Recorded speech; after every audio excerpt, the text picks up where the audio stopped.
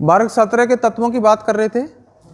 वर्ग 17 के तत्व सामान्यतया कौन सी ऑक्सीकरण अवस्था दर्शाते हैं? -1। और फ्लोरीन तो हमेशा ही कितनी दर्शाता है? -1।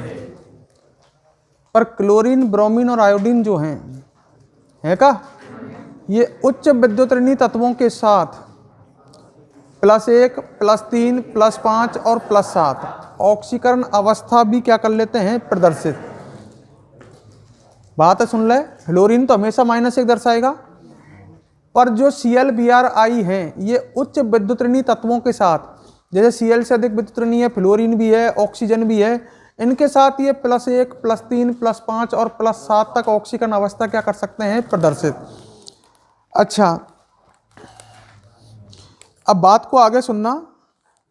सभी हैलोजन अणुओं की बंध वियोजन ऊर्जा का मान अपेक्षाकृत कम होने एवं उच्च इलेक्ट्रॉन बंधुता के कारण ये अत्यधिक क्रियाशील होते हैं। अपन शुरू में कह रहे थे कि ये हैलोजन जो हैं ये अत्यधिक क्रियाशील होते हैं। ध्यान हो तो शुरू में कहा था इसी में कि हैलोजन अत्यधिक क्या होते हैं? क्रियाशील। इसके दो कारण दे सकते हैं। हैलोजन का मतलब F2, Cl2। अब तक अपन F और Cl बोलते आए थे, पर F तो होता ही नहीं है। F किसके रूप में मिलता है? F2, Cl2, Br2। ढंग से सुनियो। आपको पता है इनकी बंध वियोजन ऊर्जा का मान क्या होता है? कम। कम क्यों है? क्योंकि इनके आकार अपने आवर्त में सबसे छोटे हैं और अंतर भायतम कक्षा में 7-7 इलेक्ट्रॉन है, कोई भी हो भले ही, तो अंतर इलेक्ट्रॉनीय प्रतिकर्षण सब में ही उच्च है। हालांकि सबसे अधिक अंतर इलेक्ट्रॉनीय प्रतिकर्षण किसमें है? F2 में। पर वैसे नॉर्मली बात करें अपन तो सबका आकार अपने आवर्त में तो सबसे छोटा है और भायतम कक्षा में 7 इलेक्ट्रॉन है, अतः इनकी बंध वियोजन ऊर्जा का मान क्या आता है? कम आता है। सही है, बंध वियोजन ऊर्जा का मान क्या आता है? कम होता है। एक तो बंध वियोजन ऊर्जा कम है तो आसानी से ये Cl परमाणु बना लेंगे। दूसरी बात, इनकी इलेक्ट्रॉन बंधुता उच्च है, ये आसानी से इलेक्ट्रॉन ग्रहण कर लेंगे। ये बात तो हम देख चुके हैं। इलेक्ट्रॉन बंधुता उच्च क्यों है? क्योंकि एक इलेक्ट्रॉन ग्रहण करके उत्कृष्ट गैस जैसा स्थायी विन्यास प्राप्त कर लेते हैं। अधातु हैं ये। अधातु क्या होती हैं? जो इलेक्ट्रॉन ग्रहण करती हैं। कौन सी अधातु अधिक क्रियाशील होगी? जो इलेक्ट्रॉन आसानी से ग्रहण करेगी। तो ये अधिक क्रियाशील क्यों हैं? एक तो इनका बंध आराम से टूट गया और फिर इन्होंने इलेक्ट्रॉन आसानी से ग्रहण कर लिए, तो ये अत्यधिक क्या है? क्रियाशील। तो दो बात आ गई ना। इलेक्ट्रॉन बंधुता तो कारण आपको पहले से ही पता है कि ये इलेक्ट्रॉन आसानी से ग्रहण कर लेती हैं, इसलिए अत्यधिक क्रियाशील होती हैं। अधातु भी होती हैं जो इलेक्ट्रॉन ग्रहण करती हैं। जो अधातु आसानी से इलेक्ट्रॉन ग्रहण करती है वो अधिक क्रियाशील होती है। तो ये अत्यधिक क्रियाशील है। एक तो कारण ये हो गया ये इलेक्ट्रॉन आसानी से ग्रहण करती हैं। दूसरा कारण ये भी हो गया कि इनकी बंध वियोजन ऊर्जा का मान क्या है? कम। तो बंध आराम से टूट जाएगा आसानी से और ये इलेक्ट्रॉन भी आसानी से ग्रहण कर लेती हैं। इस वजह से ये अत्यंत क्या होती हैं? क्रियाशील। सही है, तो ये अत्यधिक क्या होती हैं? क्रियाशील होती हैं। एक तो इस बात को लिखते हैं, लिखो हैलोजनों की, यही में नीचे चलन दो, यही में ही है ना, छोटे आकार के है ना ये, और भायतम कक्षा में 7-7 इलेक्ट्रॉन है। तो अंतरा इलेक्ट्रॉनीय प्रतिकर्षण आपस में क्या है? उच्च है, तो बंध आराम से टूट जाएगा। लिखो यहां में, यही में चलन दो। क्या बोला था मैंने? कुछ बोला का? हैलोजनों की बंध वियोजन ऊर्जा का मान कम होने से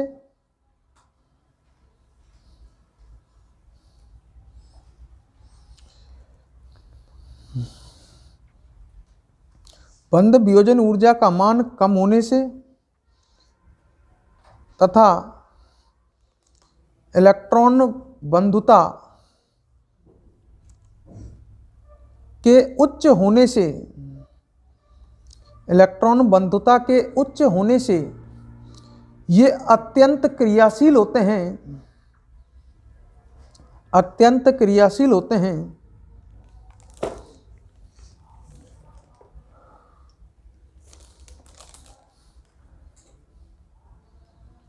अत्यंत क्रियाशील होते हैं।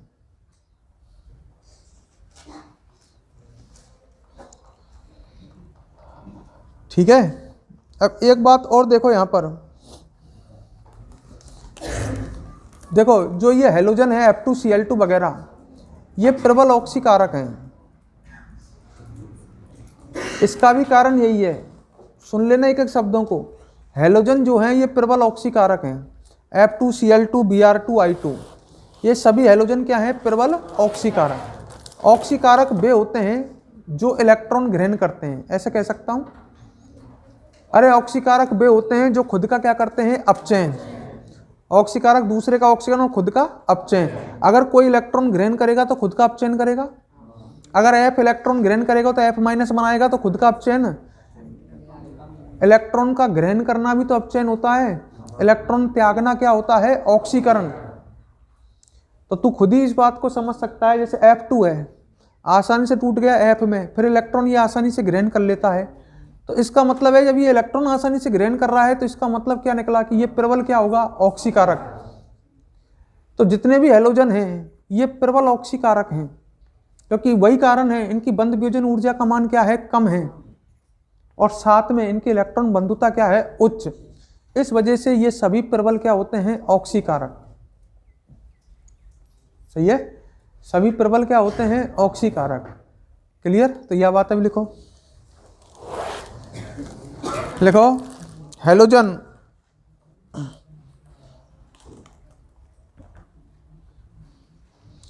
हैलोजन प्रबल ऑक्सीकारक होते हैं, प्रबल ऑक्सीकारक होते हैं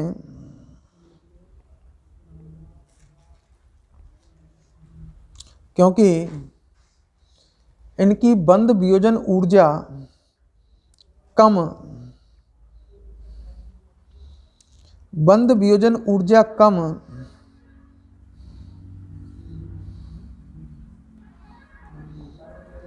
बंध वियोजन ऊर्जा कम तथा इलेक्ट्रॉन बंधुता उच्च होती है, इलेक्ट्रॉन बंधुता उच्च होती है।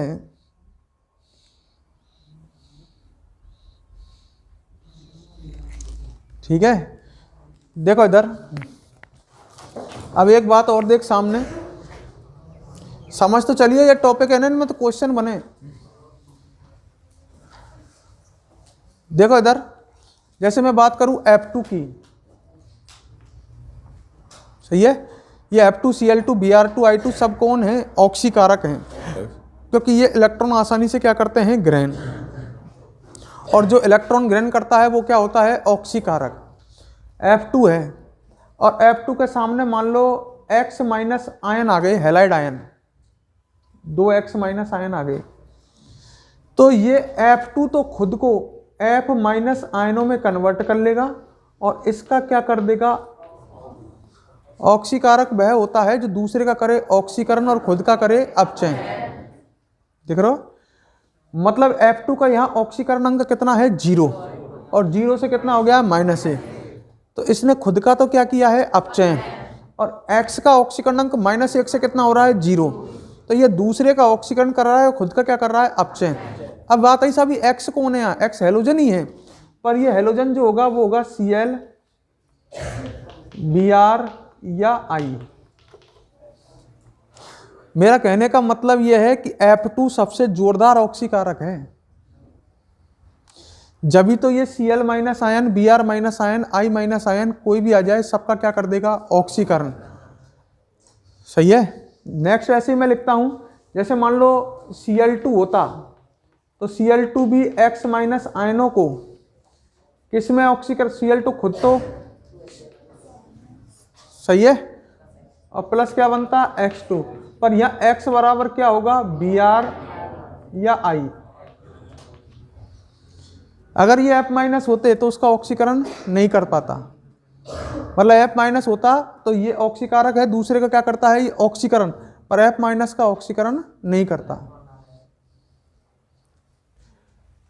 मेरी बात है, समझ लो ना, समझने की कोशिश करो, ज्यादा बढ़िया रहेगा। अगर मान लो अपन ऐसे ही लिखें यहाँ Br2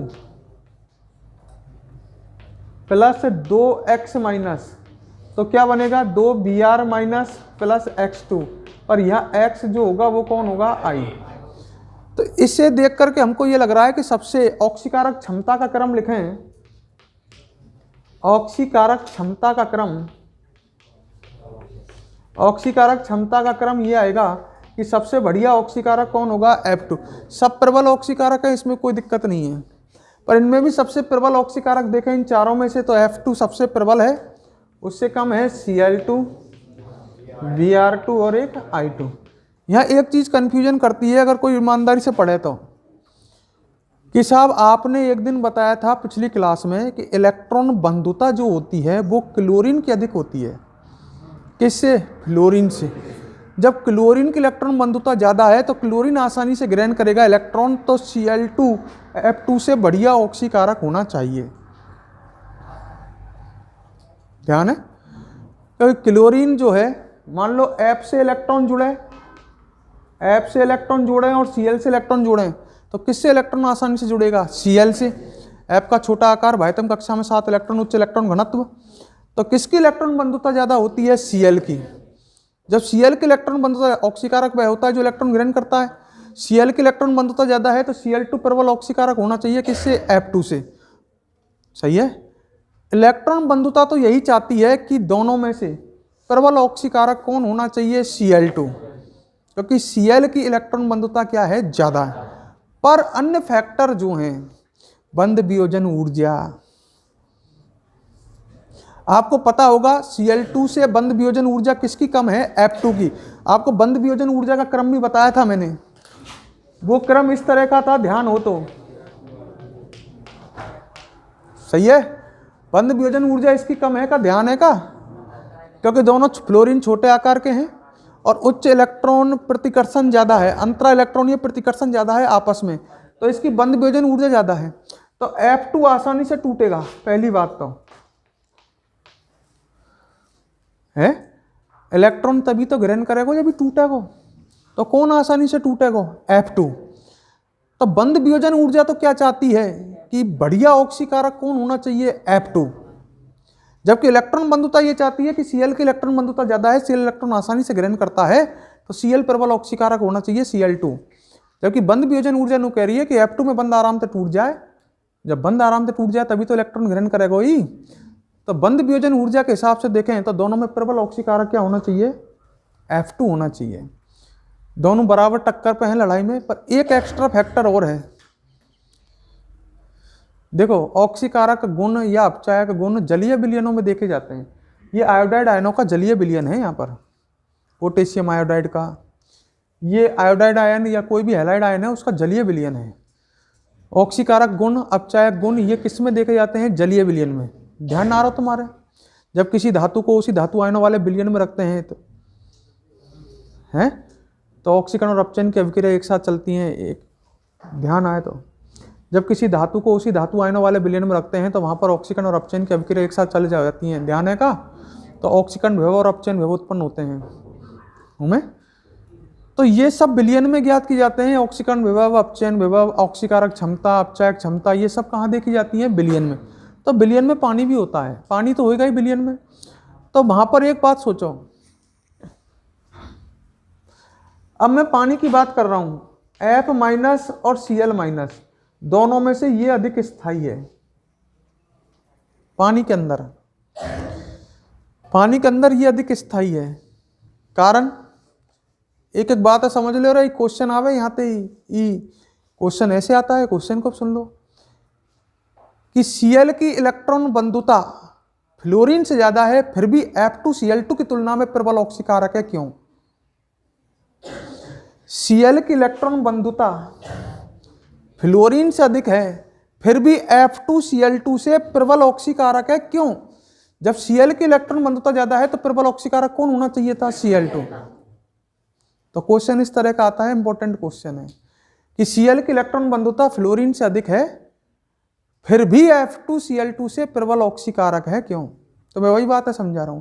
एक तो कारण ये हो गया कि F2 की बंध वियोजन ऊर्जा का मान क्या है? कम है Cl2 की तुलना में, इससे इसके बंध आसानी से टूट जाते हैं। और दूसरा कारण मैं समझा रहा था कि जल में बात करूं, जल में F माइनस और Cl माइनस आयनों में से अधिक स्थायी कौन सा होता है? F minus ion. क्यों होता है? क्योंकि इसका इलेक्ट्रॉन घनत्व ज्यादा है। फ्लोरीन छोटा सा और उस पर बाह्यतम कक्षा में कितने इलेक्ट्रॉन? 8, माइनस और आ गया ना। क्लोरीन बड़ा है, इसकी बाह्यतम कक्षा में कितने इलेक्ट्रॉन? 8। छोटे आकार के पे 8 और एक बड़े आकार के पे 8 इलेक्ट्रॉन। तो इसका इलेक्ट्रॉन घनत्व, इलेक्ट्रॉन की मात्रा, एक तरह से घनत्व इस पे क्या हो गया, ज्यादा। छोटे पे 8 इलेक्ट्रॉन, तो यहाँ इलेक्ट्रॉन की घनत्व ज्यादा है। जनसंख्या घनत्व जाने। अब एक बताए, देखो यहाँ पर तुम इतने स्टूडेंट बैठे हैं तो यहाँ जनसंख्या घनत्व ज्यादा है, और एक इतना बड़ा कमरा बगल में हो और वहाँ मान लो 2 स्टूडेंट बैठे हों, तो जनसंख्या घनत्व वहाँ क्या होगा, कम। तो वही काम तो हो रही है, जब जनसंख्या घनत्व यहाँ ज्यादा है, ऐसे यहाँ पर छोटे साइज, सही है, और बाम में भी भीड़ ज्यादा, तो यहाँ इलेक्ट्रॉन घनत्व क्या हो गया, ज्यादा। छोटी सी जगह और भीड़ ज्यादा, समझ रहे हो। यहाँ बड़ी जगह, या ऐसे समझ ले, उल्टा समझाऊं मैं तो क्लियर हो जाएगा। इतना बड़ा कमरा है ये, और या तो ऊपर कमरा छोटा है, तुम यह कमरा में बैठे हुए हैं, बड़ा कमरा है इसलिए पीछे तक जगह खाली है, तो यहाँ जनसंख्या का घनत्व क्या है, कम है। ऊपर के कमरा में अगर तुम ठसाठस बैठ जाएं छोटे कमरे में, तो वहां जनसंख्या घनत्व क्या हो जाएगा, ज्यादा। तो ऐसी स्थिति तो है ना, यहाँ ये छोटी सी जगह है, इसमें कितने इलेक्ट्रॉन है, 8, तो यहाँ इलेक्ट्रॉन घनत्व क्या है, ज्यादा। और यहाँ बड़ी जगह पे 8 इलेक्ट्रॉन है, तो यहाँ इलेक्ट्रॉन घनत्व क्या है, कम। जब यहाँ इलेक्ट्रॉन घनत्व ज्यादा है, तो सीधी सी बात है, जल की बात चल रही है, तो जल के अणु इससे जुड़ेंगे कि नहीं जुड़ेंगे। जल के अणुओं में हाइड्रोजन पर आंशिक क्या होता है, धनावेश, तो जल के अणु इससे ज्यादा जुड़ेंगे ना, क्योंकि इसमें इलेक्ट्रॉन घनत्व, इलेक्ट्रॉन की मात्रा क्या है, ज्यादा है, तो जल हाइड्रोजन पर धनावेश होता है, इससे जल के अणु अधिक जुड़ेंगे, और जल के अणु अधिक जुड़ेंगे तो ऊर्जा निकलेगी अधिक, जल योजन ऊर्जा। जल के धनायन या ऋणायन से जुड़ने पर मुक्त ऊर्जा को क्या बोलते हैं, जल योजन ऊर्जा। ये दोनों ऋणायन है, ऋणायन से जल के अणु जुड़ेंगे क्योंकि हाइड्रोजनों पर क्या होता है, प्लस आवेश, अरे हैं तो ऋणायन, तो जल के अणु इनसे जुड़ेंगे, और जल के अणु जब जुड़ेंगे तो बंध बनेगा आकर्षण का, और बंध बनता है तो ऊर्जा निकलती है कि नहीं निकलती है। बंध तोड़ने के लिए तो ऊर्जा हमें आवश्यक होती है, देनी पड़ती है, पर जब बंध बनता है तो ऊर्जा निष्कासित होती है। यहाँ पर जब ऋणायन या धनायन से जब जल के अणु जुड़ेंगे तो आकर्षण के बंध बनेंगे, और बंध बनेंगे तो ऊर्जा का क्या होगा, निष्कासन, और वो ऊर्जा कहलाएगी जल योजन ऊर्जा। धनायन या ऋणायन से जल के अणुओं के जुड़ने पर मुक्त होने वाली ऊर्जा, जल योजन ऊर्जा इसकी ज्यादा होगी, क्योंकि इसका इलेक्ट्रॉन घनत्व क्या है, ज्यादा। इससे अधिक जल के अणु जुड़ेंगे, अधिक ऊर्जा निकलेगी, और अधिक ऊर्जा निकलेगी तो स्थायित्व क्या आएगा, अधिक ऊर्जा निकलेगी तो इसका स्थायित्व ज्यादा आएगा, क्योंकि इसकी ऊर्जा क्या रहेगी, कम। ऊर्जा जिसकी कम होती है वो अधिक स्थायी होता है। जब यहाँ पर इससे जल के अणु अधिक जुड़ेंगे तो अधिक जल योजन ऊर्जा निकलेगी, ये अधिक क्या होगा, स्थायी। तो जल में ये अधिक स्थायी है, सही है। अब यार दूसरे तरीका से सोच, अधिक स्थायी अधिक बनता है तो पानी में F माइनस ज्यादा बनेगा, और F माइनस ज्यादा बनेगा या को मतलब फ्लोरीन प्रबल ऑक्सीकारक हुआ।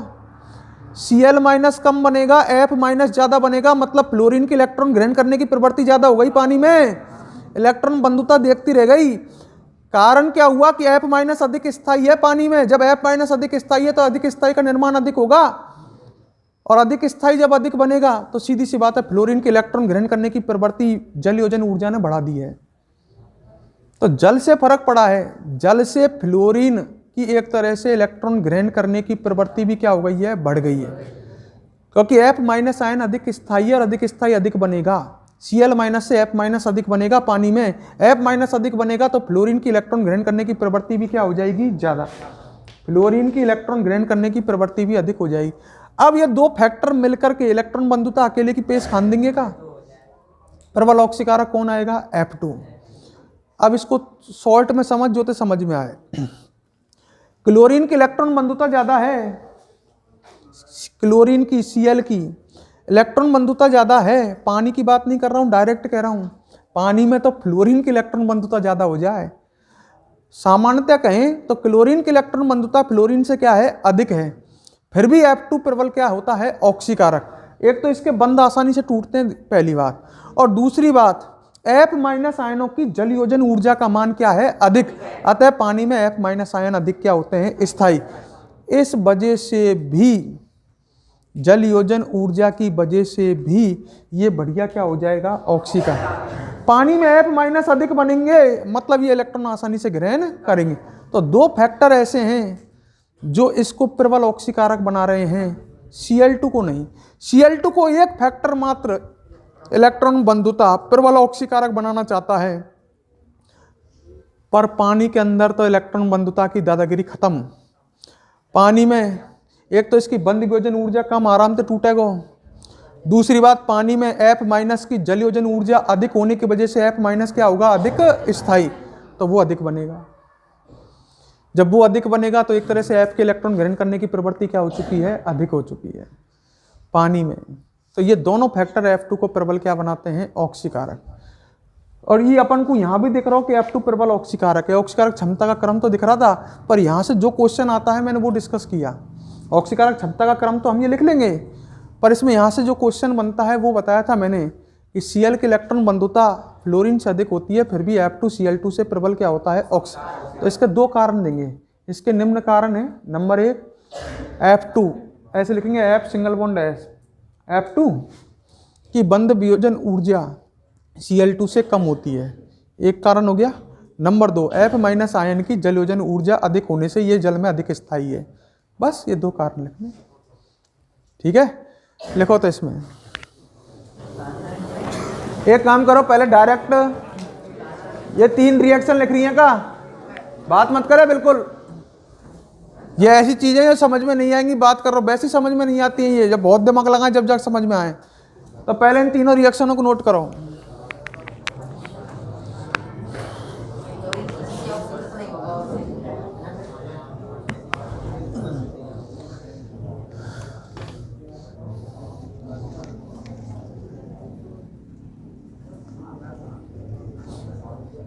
तीनों रिएक्शन जो गोले में बंद है,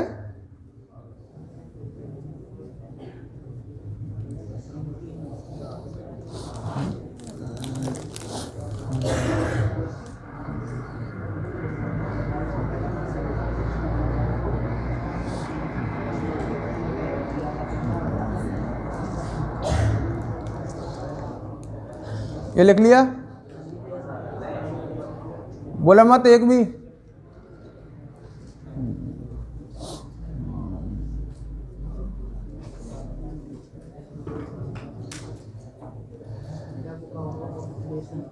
तो ये क्रम याद रखना ऑक्सीकारक क्षमता का। सबसे प्रबल ऑक्सीकारक कौन है इनमें, F2।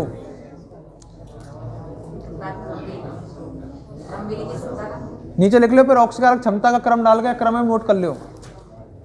ऑक्सीकारक क्षमता का क्रम डाल के इस क्रम को भी नोट कर लो।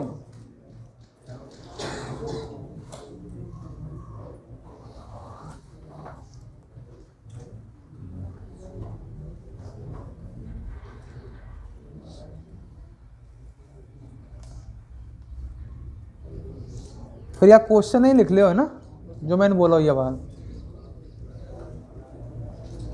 ठीक है। नीचे क्वेश्चन डालो एक, और क्वेश्चन लिखो,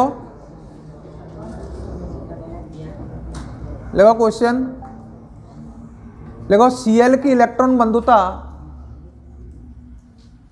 Cl की इलेक्ट्रॉन बंधुता F से अधिक होती है, Cl की इलेक्ट्रॉन बंधुता F से अधिक होती है, फिर भी Cl की इलेक्ट्रॉन बंधुता F से अधिक होती है, फिर भी F2Cl2 से प्रबल ऑक्सीकारक है। F2Cl2 से प्रबल ऑक्सीकारक है क्योंकि, उत्तर एम लिखा दूंगा, प्रबल ऑक्सीकारक है क्यों, क्योंकि हटा के क्यों कर दो, ठीक है। अब आंसर पे आ जाओ। आंसर में लिखो, इसके निम्न कारण हैं, निम्न कारण है, कारण में क्योंकि के बाद लिखा तो है ना। इसके निम्न कारण है, नंबर 1 F2 की बंध वियोजन ऊर्जा Cl2 से कम है, F2 की बंध वियोजन ऊर्जा Cl2 से कम है।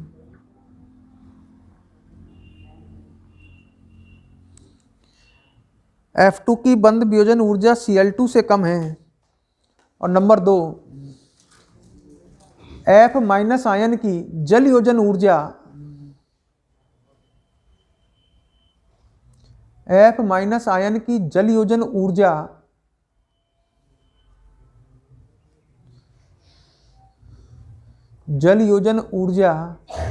Cl माइनस आयन से अधिक है, Cl माइनस आयन से अधिक है, अतः जल में F minus ion Cl minus ion से अधिक स्थायी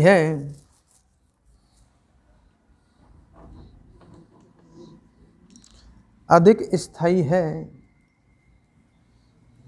ठीक है, अगली हेडिंग डालो, हाइड्रोजन के प्रति क्रियाशीलता।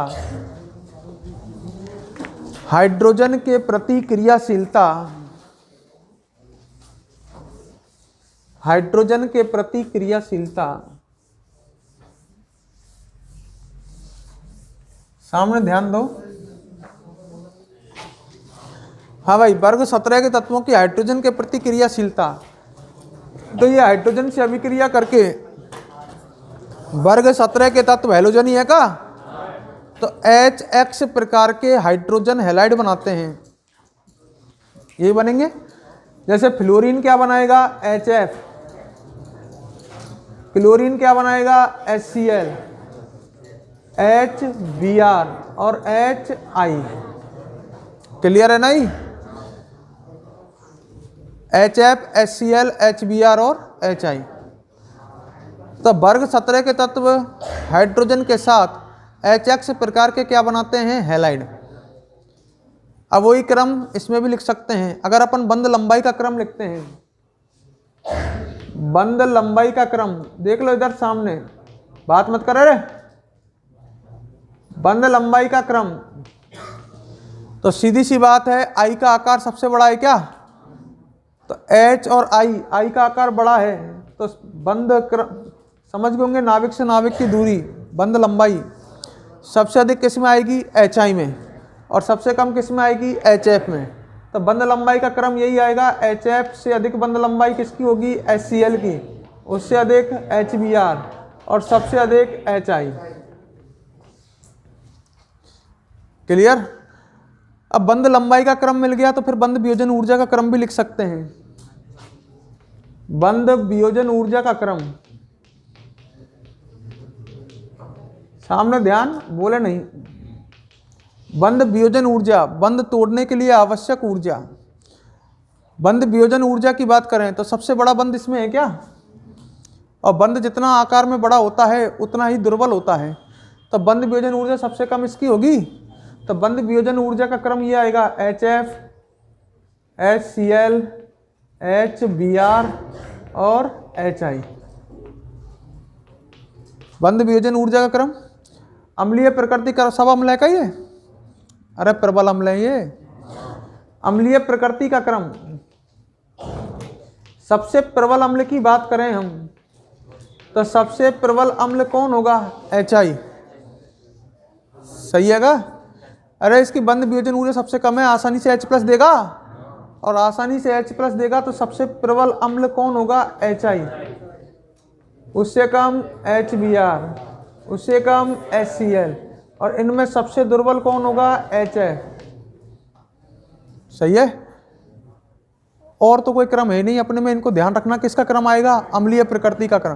फेमस तो ये है, पूछता रहता है HF, HCl, HBr और HI में सबसे प्रबल अम्ल कौन सा है, HI, और सबसे दुर्बल अम्ल कौन सा है, HF। तो लिखो,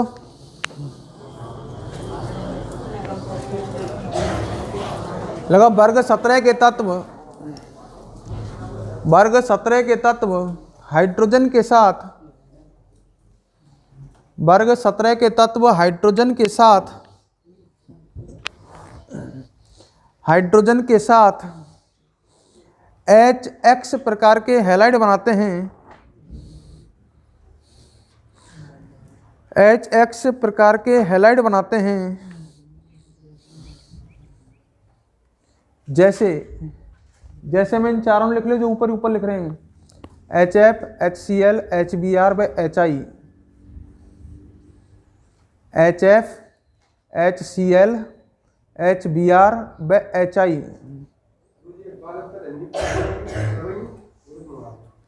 हिंदी की कॉपी कहाँ मांग रहा है, दे दो जल्दी।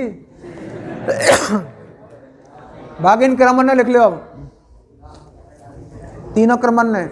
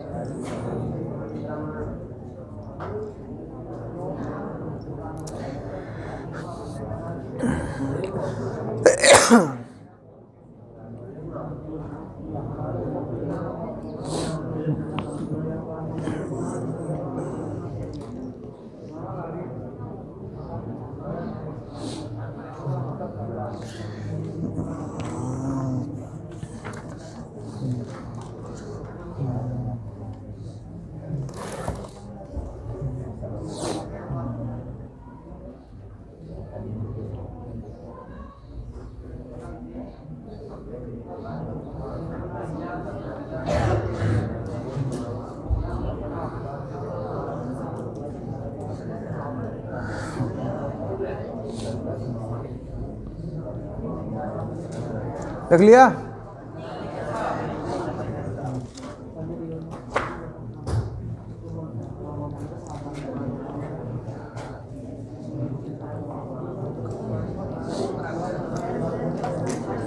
अगले हेडिंग डालो।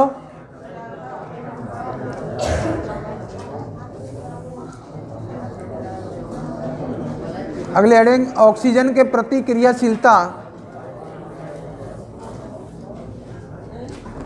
ऑक्सीजन के प्रति क्रियाशीलता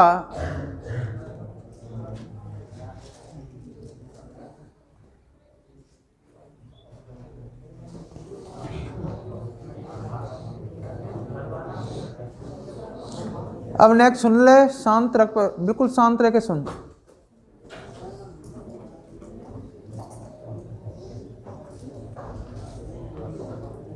सुनो नेक्स्ट, बिल्कुल आवाज बंद करो।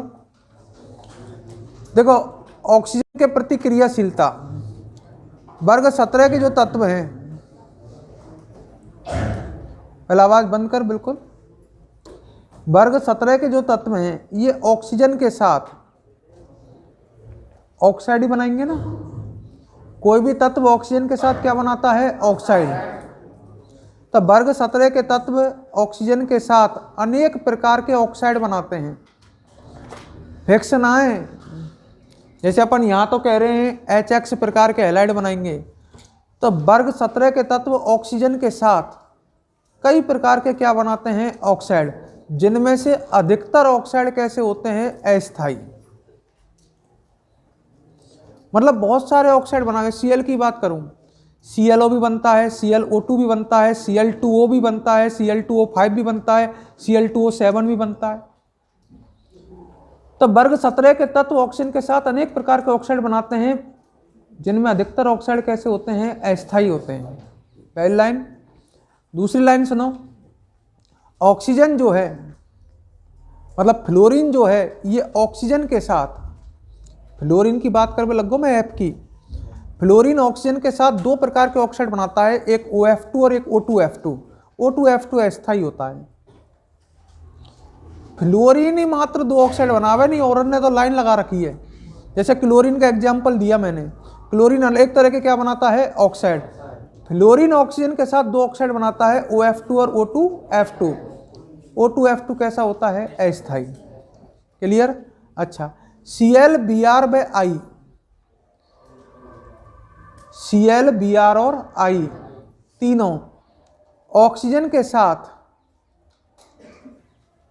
+1, +3, +5, +7, मतलब +7 तक ऑक्सीकरण अवस्था क्या कर लेते हैं? प्रदर्शित। +1 से लेकर के +7 तक क्या दर्शा लेते हैं? ऑक्सीकरण अवस्था। दर्शाएंगे। ये Cl, Br और I हैं, ये उच्च विद्युत ऋणी तत्वों के साथ धनात्मक ऑक्सीकरण अवस्था प्रदर्शित करते हैं। Cl, Br और I से अधिक विद्युत ऋणी कौन होता है? अधिक विद्युत ऋणी कौन होता है? Cl, Br और I से अधिक विद्युत ऋणी ऑक्सीजन भी होता है। तो ये ऑक्सीजन के साथ क्लोरीन, ब्रोमीन और आयोडीन जो ऑक्साइड बनाते हैं, उनमें इनकी ऑक्सीकरण अवस्था +1 से कहां तक होती है? +7 तक। जैसे Cl2O7 में क्लोरीन की ऑक्सीकरण अवस्था कितनी आएगी? +7। और Cl2O5 में कितनी आएगी? +5। समझ रहे हो? तो ये कई तरह के क्या बनाते हैं? ऑक्साइड। उदाहरण लिख लेना, Cl2 वगैरह। और तो कोई काम की बात है नहीं, हम कचरा ज्यादा है। लिखो,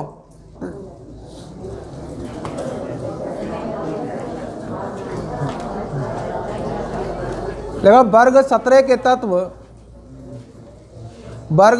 के तत्व ऑक्सीजन के साथ, वर्ग 17 के तत्व ऑक्सीजन के साथ अनेक प्रकार के ऑक्साइड बनाते हैं। अनेक प्रकार के ऑक्साइड बनाते हैं जिनमें अधिकतर ऑक्साइड अस्थायी होते हैं।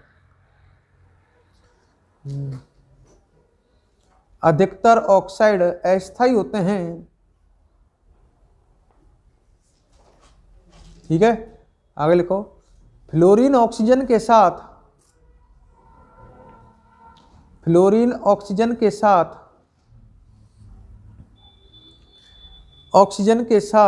दो प्रकार के ऑक्साइड,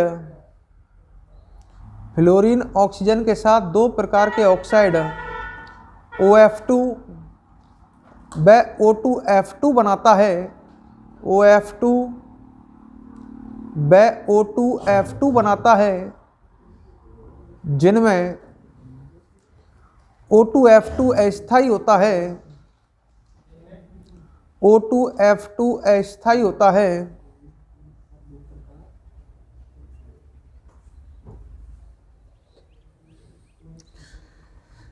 आगे लिखो। क्लोरीन, ब्रोमीन तथा आयोडीन, क्लोरीन, ब्रोमीन तथा आयोडीन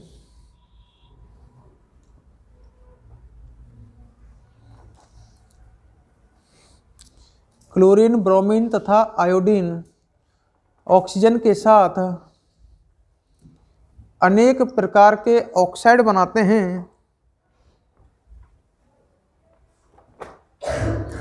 अनेक प्रकार के ऑक्साइड बनाते हैं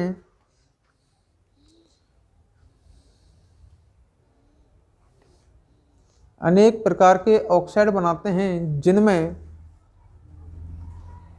इनकी ऑक्सीकरण अवस्था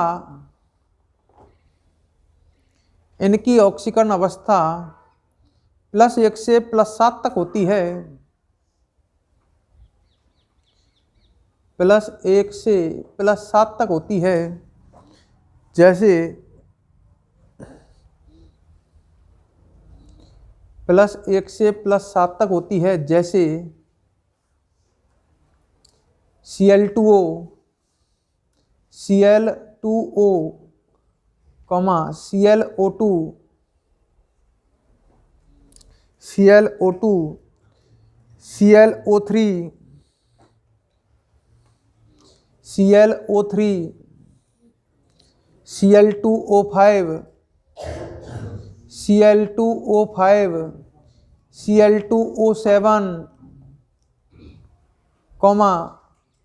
Br2O, ब्रोमीन के लिखा रहा हूं, Br2O, BrO2,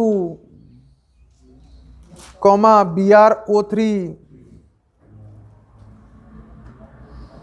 BrO3 गले ने आदि लगा के छोड़ दो। आयोडीन के भी हैं, हो सके एक अयुग्मित इलेक्ट्रॉन रह सकता है इनमें, हो सकती है आदि।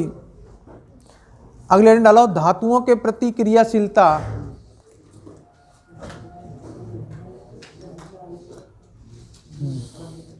धातुओं के प्रति क्रियाशीलता अच्छा एक बात बता, अगर सोडियम धातु से क्लोरीन की क्रिया कराए तो NaCl बनेगा का? तो धातुओं से ये अभिक्रिया करेंगे तो धातु हैलाइड बनाएंगे। NaCl सोडियम क्लोराइड है, सही है का? तो यह लाइन लिखो, वर्ग 17 के तत्व, वर्ग 17 के तत्व धातुओं से अभिक्रिया द्वारा, धातुओं से अभिक्रिया द्वारा धातु हैलाइड बनाते हैं, धातु हैलाइड बनाते हैं। जैसे NaCl, MgCl2, NaCl, MgCl2, CaCl2, calcium धातु से क्रिया करेगी तो क्लोरीन CaCl2 बनेगा, AlCl3, KBr, KI आदि। अब बात सुनो रे काम की, जहां तक क्वेश्चन आएगा यही में ही,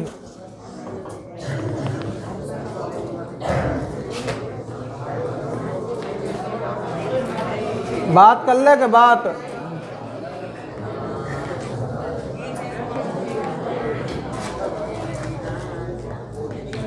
आयनिक प्रकृति का क्रम, लाला इधर देख, यह क्रम है पूछ सके तुमसे। ये सभी धातु हैलाइड हैं। जैसे धातु है मान ले सोडियम, तो ये सब है NaF, NaCl, NaBr और NaI, ये धातु हैलाइड हैं सब, सही है का? अच्छा अब तुमसे पूछता है आयनिक प्रकृति, तो आयनिक प्रकृति सबसे अधिक होगी किसमें? MF में। जैसे NaF, NaCl, NaBr और Ni की बात करें तो आयनिक प्रकृति सबसे अधिक किसमें होगी? MF में। आयनिक प्रकृति जो होती है वो विद्युतता के अंतर के समानुपाती होती है। इसमें विद्युतता का अंतर सबसे अधिक आएगा क्योंकि फ्लोरीन की विद्युतता सबसे अधिक है। तो यहाँ पर है तो आयनिक बंध बनेगा। आयनिक प्रकृति मतलब यहाँ बंध है तो इनके बीच में कैसे होएगा? आयनिक बंध। अगर सहसंयोजक बंध भी हुआ तो वो भी कैसी प्रकृति का होगा? आयनिक। मतलब सहसंयोजक बंध जब वो टूटेगा तो आयन बनेंगे। जैसे मैं बात करूँ सिंपल, मैं HF की बात करूँ, HF के मध्य होता तो कौन सा बंध है? सहसंयोजक बंध। पर यह टूटेगा तो H+ और F- बनेंगे। तो ये सहसंयोजक बंध फिर कैसी प्रकृति का है? आयनिक प्रकृति का। अच्छा H की जगह अगर Na होता तो ये NaF जो होता ये तो इसमें धनायन और ऋणायन होते, आयनिक बंध होते। पर HF तो खूब देखते आए हो आप, हाइड्रोजन अधातु है, फ्लोरीन, हाइड्रोजन और फ्लोरीन दोनों अधातु हैं, बीच में सहसंयोजक बंध बन रहा है। पर ये सहसंयोजक बंध भी कैसी प्रकृति का है? आयन। मेरा कहने का तात्पर्य समझो कि जो MF होंगे, NaF, समझ गया, NaCl, सबसे अधिक आयनिक प्रकृति किसमें होगी? NF में। मतलब कौन सबसे आसानी से आयन का निर्माण करेगा? NaF। सही है का? तो आयनिक प्रकृति का यह क्रम है, भी ध्यान रखें, पेपर में दे कहीं लिख लो। यह क्रम है आयनिक प्रकृति का क्रम। आयनिक प्रकृति का क्रम।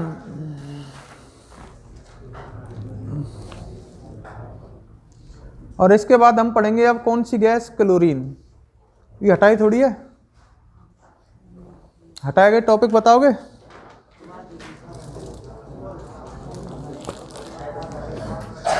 अरे मैं बोल रहा हूँ यहाँ में जो टॉपिक है इनमें देखिए कौन सा हटाया कौन सा रखो है। क्लोरीन हटाइए का। क्लोरीन के बाद, क्लोरीन पढ़ने के बाद है हमें हाइड्रोजन क्लोराइड।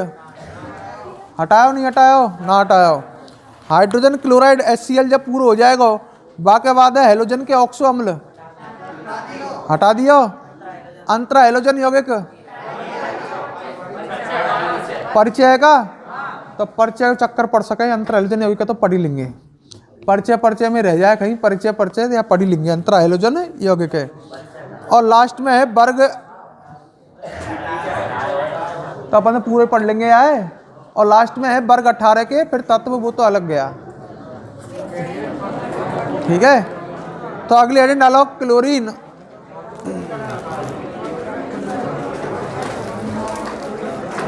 अगली हेडिंग क्लोरीन। देख गधा, क्या की आवाज बंद हो सकेगा? हाँ अगले लाइन डालो क्लोरीन। अरे देख कहीं को तुम्हारी आवाज की वजह से कई तो फ्लोरीन लिख रहे हैं और कई क्लोरीन लिख रहे हैं, जबकि मैं बोल रहा हूं क्लोरीन Cl2, क्लोरीन Cl2। हाँ भाई, वैसे तो दो टॉपिक पढ़ने थे, क्लोरीन और अम्ल HCl, पर अपन अंतरा हैलोजन यौगिक भी उसमें कंफ्यूजन है। उसमें लिख रहा है केवल परिचय। परिचय रखा है कि हटाया है? केवल परिचय हटाया है, तो वो तो पूरा ही टॉपिक है। वो हम खाते परिचय ढूंढूंगा मैं, तो पूरे पढ़ना अपन को पड़ेगा। अंतरा हैलोजन यौगिक तो बाकी इसमें इसमें ऑक्सो अम्ल वगैरह थे, वे सब हटा दिए, ज़्यादा हटाया नहीं है, पहले छोटा था ये। अरे 3 तो टॉपिक है हमें, हटाया का ये हटाया ऑक्सो अम्ल जो, ठीक है का। तो ये तो पूरा ही है, पर बामे कछुना छोड़ो। वर्ग 18 में केवल सामान्य परिचय है और जीनोन के यौगिक भी हटा दिए हैं, कछुना है बामे। हाँ तो क्लोरीन पढ़ना है का अपन ने? हाँ क्लोरीन के बारे में पढ़ना है अपन को, है ना। मैं लास्ट में कह रहा था आपको एक तो क्लोरीन, एक हाइड्रोजन क्लोराइड और अंतरा हैलोजन यौगिक भी पढ़ने हैं। तो 3 टॉपिक और पढ़ने हैं हमें, ठीक है। क्लोरीन की बात करते हैं तो क्लोरीन को सर्वप्रथम सैले नामक वैज्ञानिक ने बनाया था, ठीक है। तो क्लोरीन गैस को बनाने का श्रेय अगर देंगे तो किसको देंगे? सैले। और इसका नाम रखा था डेवे नाम के वैज्ञानिक ने। तो मतलब ऐसे क्वेश्चन को इन वैज्ञानिकों के नाम कभी नहीं आए पेपर में, ना कभी आते हैं। और अपने नॉलेज के लिए याद रखें कि क्लोरीन जो नाम है, इसके रंग के आधार पर, क्लोरीन गैस के रंग को देख करके डेवी नाम के वैज्ञानिक ने इसका नाम रखा था क्लोरीन। मैंने लास्ट में उच्चारण भी किया था, येलो और ग्रीन। आपको पता ही है क्लोरीन जो गैस है वो पीले हरे रंग की गैस है, तो येलो ग्रीन रंग की गैस है, तो इसका नाम रख दिया था क्लोरीन, ठीक है। क्लो, इसमें येलो की ध्वनि आ रही है और ग्रीन की रीन में लास्ट में क्लोरीन, ग्रीन की ध्वनि आ रही है। तो इसके रंग के आधार पर डेवी नाम के वैज्ञानिक ने इसका नाम क्या रखा था? क्लोरीन। और बनाई किसने थी ये सर्वप्रथम? सैले नाम के वैज्ञानिक ने। यहीं से स्टार्ट करो, हेड डालो क्लोरीन, लिखो या में लिखो। सैले ने 1774 में, सैले ने 1774 में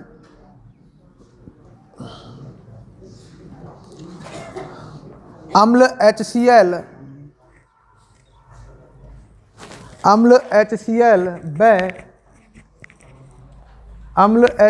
व MnO2 की अभिक्रिया द्वारा, अम्ल HCl व MnO2 की अभिक्रिया द्वारा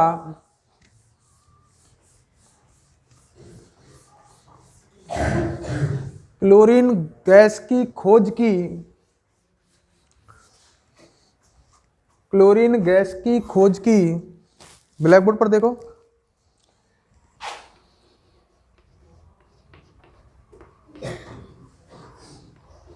देखो इसने क्लोरीन की खोज कैसे की थी? MnO2 और अम्ल HCl की क्या कराई थी? अभिक्रिया। सामने देखना, ठीक है, इन दोनों की अभिक्रिया कराई थी इसने। तो पेपर में ऐसे भी आ सकता है, नाम तो नहीं पूछेगा कि किसने खोज की थी, पर सैले द्वारा किस अभिक्रिया द्वारा क्लोरीन गैस का निर्माण किया गया, रासायनिक अभिक्रिया लिखवा ले आपसे। तो इसने MnO2 और अम्ल HCl की अभिक्रिया द्वारा क्लोरीन गैस का निर्माण किया था। आपको पता है इसमें बैलेंस MnCl2 बनेगा एक, तो है ना, एक Cl2 बनेगी। देखो Cl टोटल 4 हो गए और बाकी आप H2O बना दो। कितने H2O बन जाएंगे? 2। तो यहाँ क्लोरीन बनेगी, ठीक है, क्लोरीन गैस बनती है। तो इस द्वारा इस रिएक्शन को भी लिख ही लो, इसमें नीचे लिख लो।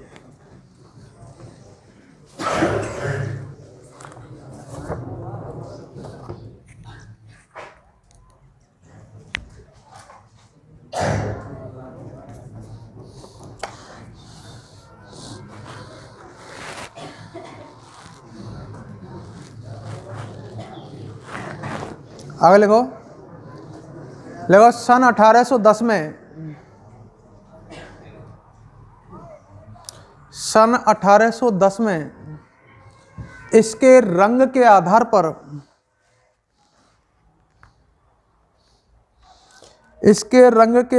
पर इसे क्लोरीन नाम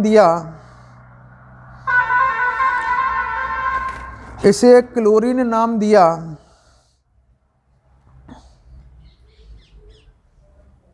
अब आगे सुनो। देखो, क्लोरीन गैस अत्यधिक क्रियाशील होती है, ये तो आपको सब पता है। F2Cl2 Br2 I2 कोई सा भी हो, सब अत्यधिक क्या होते हैं, क्रियाशील, क्योंकि इनकी बंध वियोजन ऊर्जा कम है, आसानी से बंध टूट जाता है इनमें, और दूसरी बात इनकी इलेक्ट्रॉन बंधुता उच्च है, इस वजह से ये अत्यंत क्या होती हैं, क्रियाशील। क्लोरीन गैस जब अत्यंत क्रियाशील है तो वातावरण में, वायु में तो होगी नहीं है। जो गैस अत्यधिक क्रियाशील है वो वायु में कहाँ से होंगी, क्योंकि वो तो अन्य पदार्थ से क्या कर लेंगी, क्रिया। तो क्लोरीन गैस अपने वायुमंडल में उपस्थित नहीं है। इसका कारण भी यही है क्योंकि ये अत्यंत क्या होती है, क्रियाशील। अच्छा, आगे लिख रहा है इसमें यह मुक्त अवस्था में नहीं मिलती है। समझ गए होंगे इसका मतलब वायुमंडल में ये नहीं है। तो लिख लो इसको, यह अत्यधिक क्रियाशील होती है।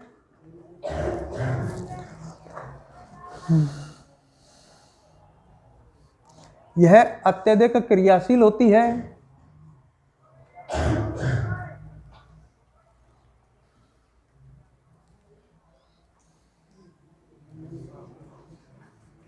ठीक है।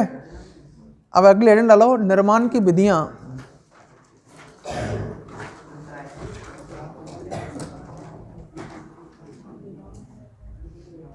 निर्माण की विधियां, देखो अपन अब तक जितने भी यौगिक अपन ने पढ़े हैं, निर्माण की दो तरह की विधियां पढ़ी हैं, ओजोन को छोड़ करके। एक तो प्रयोगशाला विधि और एक कौन सी, औद्योगिक विधि। ध्यान है, जैसे अपन ने अमोनिया गैस पढ़ी थी तो उसकी अपन ने प्रयोगशाला और औद्योगिक दोनों विधियां पढ़ी थी। ध्यान है का, उसकी औद्योगिक विधि हावर प्रक्रम। नाइट्रिक अम्ल की भी दोनों तरह की पढ़ी थी, उसकी औद्योगिक विधि और पोस्टवाल्ड प्रक्रम पढ़ी थी अपन ने। तो यहाँ भी अपन को दोनों तरह की विधि पढ़नी है इसकी, क्लोरीन की, औद्योगिक भी और प्रयोग। मैंने एक दिन तुम्हें ध्यान हो तो एक ऑक्सीजन गैस जब पढ़ा रहा था मैं, डाई ऑक्सीजन, तो उसमें एक डेकोन विधि का जिक्र किया था। HCl की अभिक्रिया O2 से कराई थी CuCl2 उत्प्रेरक की उपस्थिति, वो डेकोन विधि इसकी औद्योगिक विधि है। ठीक है, तो पहले अपन प्रयोगशाला विधि पढ़ेंगे। तो इसमें डाल लो, निर्माण की विधियों में प्रयोगशाला विधियां। प्रयोगशाला विधियां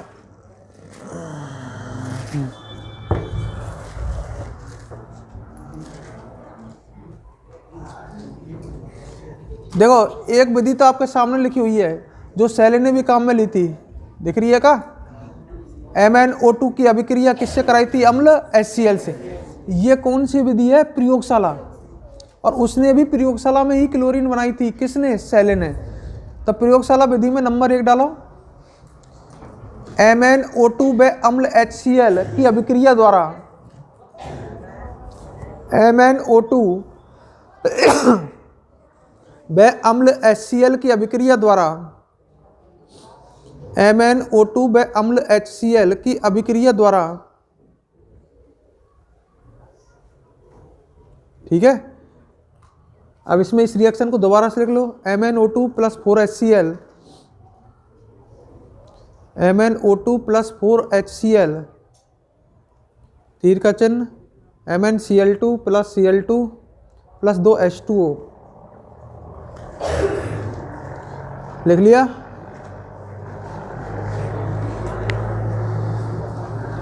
अगले डालो number 2। Number 2, potassium permanganate. Potassium permanganate व अम्ल HCl, पोटेशियम परमैंगनेट व अम्ल HCl की अभिक्रिया द्वारा, पोटेशियम परमैंगनेट व अम्ल HCl की अभिक्रिया द्वारा। और ब्लैक बोर्ड पर देख,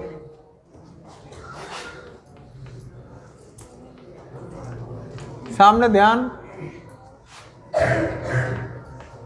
हरे। जब हम केमेनोफोर ऊपर देखो दोनों में अम्ल HCl काम आ रहा है। अम्ल HCl की अभिक्रिया आप MnO2 से कराओगे तब भी क्लोरीन गैस बनेगी। और अगर आप KMnO4 की अभिक्रिया पोटेशियम परमैंगनेट लाल दवा जो आसानी से प्रयोगशाला में मिलती है, सभी लैबों में होगी ये, तो पोटेशियम परमैंगनेट की अभिक्रिया अगर आप अम्ल HCl से कराओगे तब भी किसका निर्माण होगा? Chlorine gas. सही है, बैलेंस कर लो, इस अंकों को याद रख लेना। 2 और 16 के क्या आगे 2 लगेगा? अरे सही है। अच्छा, इसमें Mn2 है का, तो Mn के आगे भी कितना लगेगा? 2। अच्छा, ऑक्सीजन इधर कितने हैं? 8 है का, और इसमें ऑक्सीजन केवल यही है का, तो यहाँ कितना लग जाएगा? 8। अब बाकी बचे क्लोरीन को भी देख लेते हैं। इधर क्लोरीन कितने हैं? 16। अब इधर क्लोरीन देखें तो 2 दूनी, अच्छा 2 2 4, 2 तो ये हो गए और 4 यहाँ हो गए, 6। कितने बच रहे हैं? 10 बच रहे हैं का, तो 5 लगा रहे हैं। इनके अंकों को याद रख लेना, 2 और 16 नोट करो यार। हाँ जी बोलो।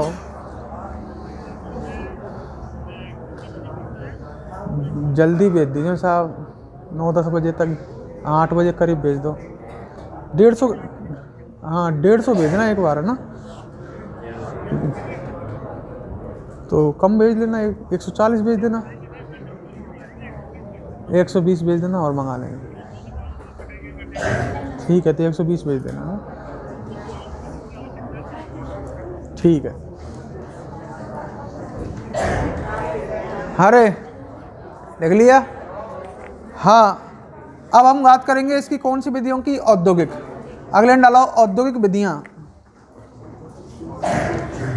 औद्योगिक विधियां, ठीक है। औद्योगिक विधियां, मैंने तुम्हें डेकोन प्रक्रम लिखाया था, डेकोन विधि, बुक में डीकन लिख रही है ना, तो इसमें कंफ्यूज मत हो जाना, दोनों नाम लिख लेना। औद्योगिक विधि में मैंने डेकोन लिखाया था और यहाँ ने क्या लिख रखी है? यहाँ पर नाम, या के नाम में या कि प्रिंटिंग में मिस्टेक हुई है ना, तो डेकोन या डेकिन कोई दिक्कत नहीं है, बुक में लिख रहा है डेकिन बिना डीकन लिख रहा हूँ, डीकन।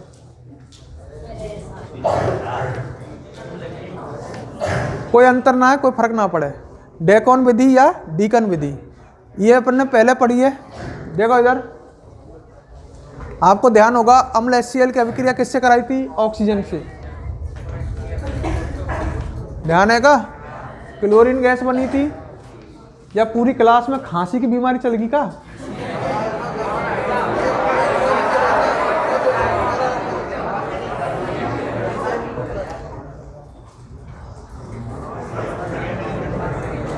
हाँ, गड़बड़ होगी।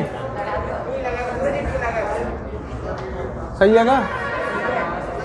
अरे दे, पूरी क्लास कोरोना ग्रसित है।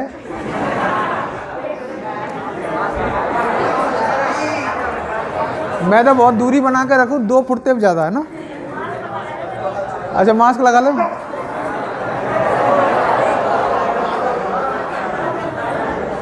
लगाया मैं, डालो नंबर 1 डेकोन। डेकोन या डीकन विधि, डेकोन या डीकन विधि यह औद्योगिक विधि है। हो लिखो या में, लिखो इस विधि में हाइड्रोक्लोरिक अम्ल को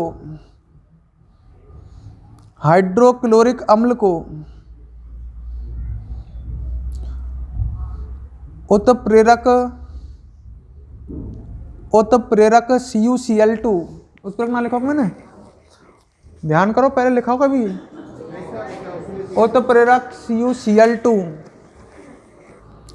तथा उत्प्रेरक CuCl2 तथा 723 केल्विन ताप पर वायु द्वारा ऑक्सीकृत किया जाता है। और वायु में कौन सी गैस है ऑक्सीकारक? ऑक्सीजन। वायु द्वारा ऑक्सीकृत किया जाता है।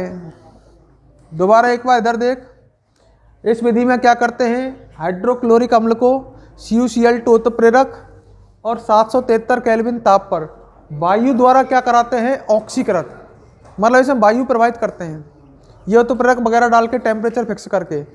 ठीक है, आगे लिख लो इसमें, जिससे क्लोरीन गैस का निर्माण होता है, क्लोरीन गैस का निर्माण होता है, इंपॉर्टेंट है, आप स्टार लगा लेना विधि पर, क्लोरीन गैस का निर्माण होता है। और यह रिएक्शन नोट करो,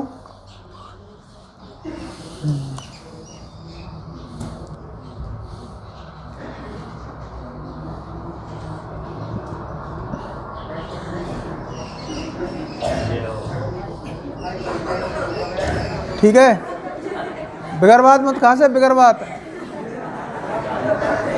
नंबर अगली डालो,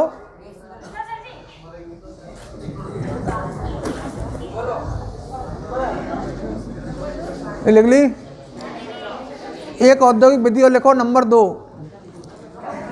सांद्र NaCl के वैद्युत अपघटन द्वारा, सांद्र NaCl, सांद्र NaCl के वैद्युत अपघटन द्वारा, सही है। देखो इधर, जब NaCl का अपन वैद्युत अपघटन कराते हैं सांद्र का, तो Cl विलयन है NaCl का, तो Cl माइनस आयन ऋणायन कहाँ जाएंगे, एनोड पर, और एनोड पर इनका क्या होगा, ऑक्सीकरण, 2 Cl माइनस एनोड पर Cl2 गैस का निर्माण करेंगे और इलेक्ट्रॉन उत्सर्जित करेंगे। ऑक्सीकरण हो रहा है ना, -1 से कितना हो रहा है ऑक्सीकरण, तो 0, तो लिख लो। देखो हमें सांद्र NaCl का वैद्युत अपघटन कराने पर, सांद्र NaCl का वैद्युत अपघटन कराने पर,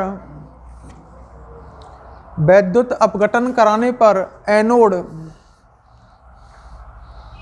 पर क्लोरीन गैस प्राप्त होती है,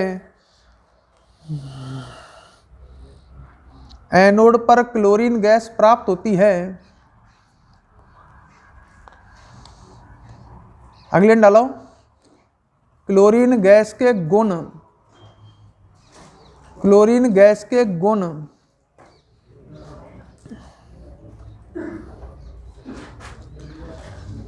क्लोरीन गैस के गुण, पहले शांति से सुनो एक बार, सुनो रे, इसमें लिख रहा है यह दम घोटू, मतलब जहाँ क्लोरीन गैस अधिकता में है वहाँ पर व्यक्ति को सांस लेने में क्या आती है, समस्या। यह दम घोटू, बिल्कुल आवाज़ बंद कर, जो कोई पढ़ने वाला हो बात तक आवाज़ पहुँच जाने दे, तेरी आवाज़ महत्वपूर्ण ना है। और तुम्हारे काम तो ऐसे चल रहे हैं कि एक आध दिन मैं बहुत सहन कर रहा हूँ, पर पीछे सब कसक निकाल दी जाएगी, ठीक है ना। और ऐसे ही नहीं, तुम्हारे गार्जियंस को बुलाने के बाद ही क्लास में बैठने दूंगा। जिस दिन भी आज पिटा तो अगले दिन गार्जियंस ले आना साथ में, तेरी तो वो हालत करूंगा, ध्यान रखेगा तू, ये तो मत आना, समझ रहे। और टेस्ट लिया, नंबर कम आए तो फिर गार्जियंस को लाना ही पड़ेगा, तभी यहाँ बैठो। और मार तो गार्जियंस के सामने ही पड़ेगी, जब मजा आएंगे। और जितनी ये सहन करने, तुम्हारी ये बदतमीजी जितनी सहन हो रही है ना, उतना ही तुम दुख पाओगे, ये भी फिक्स है। एक सभ्यशालीन क्लास हो, हम पढ़ाने में भी आनंद आए। मेरा आधो टाइम तो चुप करवे में जा रहा हो, नहीं तो कब को फिनिश हो जाता हो ये। पर आदत इतनी हो रही है खराब कि बात इतनी इंपॉर्टेंट बना ली है कि बे या चैप्टर पढ़ने नहीं दे रही हैं, और इस सबसे ज़्यादा पिटवाएगा, क्योंकि 5 नंबर इसका वेटेज है। और अथवा में क्वेश्चन आएंगे 3-3, तो मेरा पूरा जोर रहेगा कि सही होना चाहिए। पर तेरी हरकत जो अब मौज मार रहा है, वो पीछे तो को बहुत दुख देंगे, ठीक है। तो इतने एक मौज मस्ती के बजाय पढ़ाई पर ध्यान देगो ना, तो ज़्यादा बेनिफिट रहेगा। और छोटे बालक हुए ना 5वीं 6ठी के, जिनको नॉलेज नहीं होती, जिनकी समझ इतनी विकसित नहीं होती, उनको समझ में नहीं आता कि क्या करना है क्या नहीं करना, उनको समझाए कोई तो वो भी ज़्यादा बेहतर है। और जो समझदार हैं, 12वीं में पढ़ रहे हैं, जो हर चीज़ें समझ सकते हैं बिना किसी को समझाए, उनको तो समझाने की ज़रूरत नहीं पड़नी चाहिए। पर उल्टा हो रहा है, उनको अभी ये ना पता हो कि क्या पढ़ रहे हैं, क्यों पढ़ रहे हैं, काय के लिए पढ़ रहे हैं। कोई भी ऐसा अमीर, मेरी बात समझना, मैं ज़्यादा बुरा तो नहीं कहूँगा, बिना कमाए धमाए मत फाड़े दांतन ने, इतने जरूरी ना है वहाँ ने खांस दियो तेरे का चुटकुल ना आयो ही। घर पर कभी पिताजी खांसे जब जोर से हंस कर देखियो, बैठ टाइम दम निकाल देंगे तेरी। मतलब यहाँ तो कोई हंस गो तो यहाँ को हंसी के मुद्दा मिल गो है, कान पिताजी खांसे और जोर से हंस के देखियो, जब तो को तुरंत पता लग जाएगा कि खांसी पर हंसना चाहिए कि नहीं हंसना चाहिए। मतलब इतनी मूर्खता की हरकत कि जो बात कोई हंसने लायक ही नहीं है, जिस पे कोई मुद्दा ही नहीं है, वह बात है भी बहुत बड़ा पॉइंट बना के चल रहे हैं कि ये तो हमारी जिंदगी की बहुत महत्वपूर्ण घटना है, ऐसी दोबारा तो होगी नहीं। कि कोई हमने खांस तो देख लिया, पहली बार ताज्जुब हुआ, समझ गए। तो वो गंवारन वाली हरकत छोड़ दे, पढ़ो लिखो सभ्य बन। जहाँ कोई हंसने के मुद्दा आवे वहाँ हंसना भी चाहिए, और बेफालतू में हंसना तो बेवकूफ़ी कहलाएगी। ठीक है, किसी को हो सकता है तकलीफ है, वाकू भाई बार बार खांसी आ रही है वाकू, और बाकी फिर वापस हंस रहे हैं, गलत है। सभ्य नागरिक की तरह पेश आओ। प्राइवेट स्कूल में पढ़ाया जा रहा है, तुम्हें इतनी फीस खर्च की जा रही है तुम पर, है ना, नेकद अपने आप में तमीज लिया, ज़्यादा बढ़िया है। ठीक है, देखो कई ऐसे भी होते हैं जो अपनी पर्सनैलिटी के ऊपर चलते हैं, और पर्सनैलिटी आती है बढ़िया बोलने से, बढ़िया पहनावे से, अपनी खुद की लखनन ने सामने वाले को ढंग से पेश करे, तमीज से। एक सामने वाला चाहे कितने ही क्रोध में है और तुम उससे बढ़िया प्यार से रस के बोल जाओ, अगर क्रोध खत्म हो जाएगा, और तू लड़ते हो जाए तो वो तो बढ़ेगा ही। अपने व्यवहार पर डिपेंड करता है हर चीज़, और व्यवहार अनुशासन से आता है। नैका चीज़ें अपने आप में डालो, नैका तमीज़ उत्पन्न करो, ज़्यादा बढ़िया रहेगा जिंदगी में आगे बढ़ना है। तो तूने देखा गले में कोई सामान बेच में हमें बड़ी बड़ी कंपनी के, वो कितने बढ़िया ढंग से बोलते हैं, अरे कंपनी के फ़ोन ही हमें उन्हें देख लेकर, है ना, और वो बढ़िया ढंग से बोल के ही अपने काम में निकाल ले जाएं। और एक सामने तो कोई गाड़ी देता है तो ज़िंदगी में काम नहीं करेगा है। कोई दो गाड़ी देकर नुका रिचार्ज करवा ले तो तू उल्टा 2 की जगह 10 सुनाएगा। तो एक आध नैकाद बात है वो डेली जानवर अभी सुधार के तो काम है ना है। मतलब बात इतनी इंपॉर्टेंट है अपनी कि उनके बिना तो जिंदगी कट ही ना सके। सही है। देखो आपके कई बड़े भाई बहन होंगे इस समय, जैसे वैकेंसियां हैं पटवारी वगैरह की, 3rd ग्रेड वगैरह की, है ना, तो उनकी मेहनत देखो, वे रात दिन लगे हुए हैं, है ना। और तू देख, नहीं साहब जब ऐसा मौका आएगा ना, जब मैं भी देख लूंगा।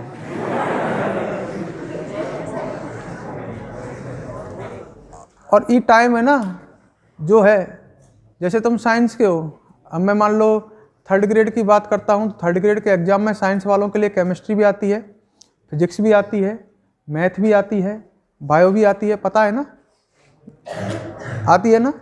और उसका लेवल लास्ट कहाँ तक का रहता है? 12th तक। अगर तुम 11 12 को ढंग से पढ़ जाओ तो रीट में क्या है भाई, रीट में टोटल 150 क्वेश्चन आते हैं।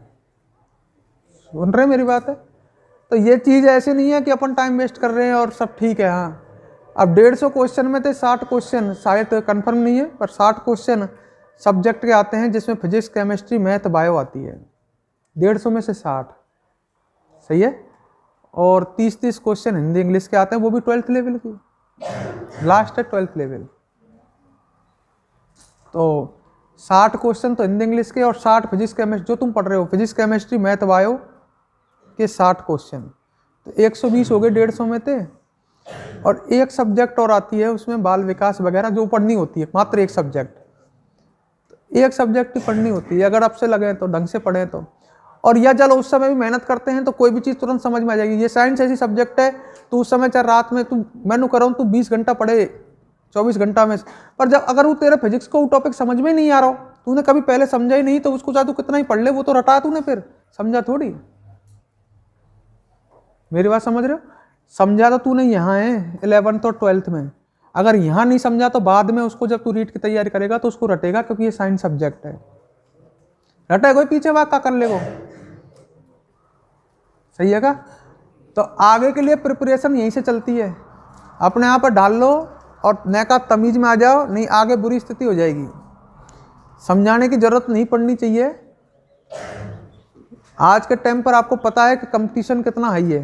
कहीं एक जगह निकल जाए गलती से, कोई एक वैकेंसी निकल गई तो 1000-2000 फॉर्म तो तैयार रहे में भरवे का, जो हमेशा एक वैकेंसी पे ही, और 1000-2000 में तो अपना स्थान लाना बहुत कठिन होता है।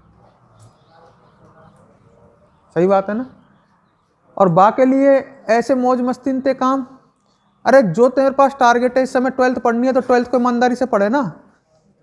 आगे की तैयारी तो अपने आप हो रही है जब तू 12th को ईमानदारी से पढ़ रहा है। जैसे मैंने अभी रीट का ही एग्जाम्पल दिया था, तो उसमें आप अगर 12th को आराम से पढ़ रहे हो तो उसमें से जो 120 क्वेश्चन है 150 में से उनकी प्रिपरेशन कर रहे हो आप। पर बात चीजें समझेंगे तब जब बात चीज की नौबत आएगी या वह चीज की तैयारी करेगा जब। सही है ना? और बातें भी समझ में आवे कि ले यार अब तो अपन को देखो वैकेंसी निकले, अब तैयारी करनी है। पर अगर तैयारी तेरी यहीं से तू स्ट्रांग है, बढ़िया ढंग से पढ़ता आया है, तेरी बढ़िया परसेंटेज है, हर चीज़ को तूने ढंग से पढ़ा है, उस समय आसानी से लग जाएगा, क्योंकि तुझे ज़्यादा मेहनत की जरूरत नहीं पड़ेगी। तो अपने आप पर नेक तमीज में ले लो, ठीक है? और नेक दिमाग है सही कर लो। यहाँ और खेड़ी में बहुत अंतर है स्टूडेंटों में। तुमसे ज़्यादा बैठते हैं, मैं पहले भी कह चुका हूँ तुमसे एक क्लास में, समझ रहे हो?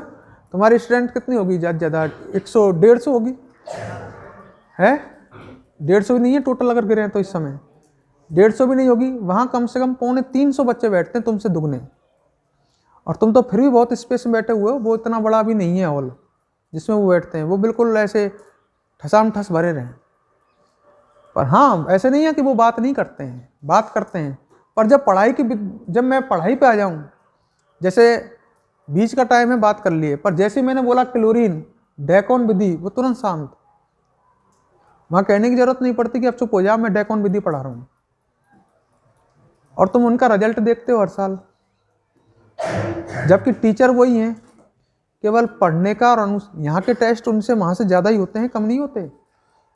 कैसे सोचते हो कि वहाँ ज़्यादा कछु करते होंगे? कुछ नहीं करते, उल्टे यहाँ पर क्लासें भी ज़्यादा लगती हैं। इस बार तो थोड़ा सा डिस्टर्बेंस वैसा रहा है, नहीं तो यहाँ क्लासें भी ज़्यादा लगती हैं, वहाँ क्लासेज कम तो लगेंगी यार। जब स्टूडेंट बिल्कुल शांत होकर के पढ़ेंगे तो टीचर जो 2 घंटे का काम है उसको 1.5 घंटे में कर जाएगा। और यहाँ क्या हो रहा है, जो 1.5 घंटे का काम है उल्टा वो 2 घंटे में हो रहा है, तो 1 घंटे का अंतर चल रहा है बिगर बात। यही है, मेरी पर डे वहाँ 1 घंटे क्लास आती है, और ये पी ब्लॉक 1 दिन का बचा है, समझ रहे हो? और क्लास वहाँ भी एकांतर चलती थी, 1 दिन के 1 दिन, और तुम्हारी भी एकांतर चलती है। अब तुम्हारी भी रेगुलर चल रही है, उनकी भी रेगुलर चल रही है, और वो 1 दिन को बचा है, और यहाँ अंतर है। कारण यही है, जबकि 1 घंटे क्लास है मात्र, और कारण क्या हो रहा है कि वहाँ जो 1 घंटा है वो केवल पढ़ाई में ही जाता है, और यहाँ के 1 घंटा में कम से कम 20 मिनट तो इन्हें चुप करने में, 1.5 घंटे में 20-25 मिनट चुप करने में ही जाएंगी, तो श्योर है इन्हें पहले चुप करो, फिर डेली इन्हें नैका समझाओ, जब जाकर इनके दिमाग में थोड़ा बहुत असर हुए, वो भी ज़्यादा ना हुए, ठीक है ना? देख लेना, यही है, कोई असर नहीं है, 1 मिनट असर नहीं रह सकता। हाँ कमल,